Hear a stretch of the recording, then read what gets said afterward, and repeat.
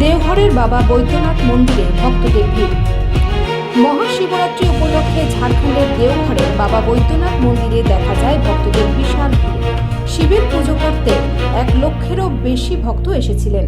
রবিবার সকালে শিবের আনুষ্ঠানিক পুজোর পর ভক্তরা ভোর থেকে শিবকে জল উৎসর্গ করতে শুরু করেন।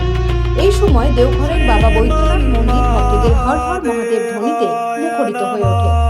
ভগবান শিবকে জল উৎসর্গ করার জন্য লোকেরা দীর্ঘ লাইনে দাঁড়িয়েছিল। ভক্তদের নৈবেদ্য গ্রহণের সুবিধার্থে জেলা ও পুলিশ প্রশাসন বিশেষ ব্যবস্থা করে। নিরাপত্তা ব্যবস্থা হিসাবে মন্দিরের ভেতরে ও বাইরে সিসিটিভি ক্যামেরা দিয়ে নজরদারি চালানো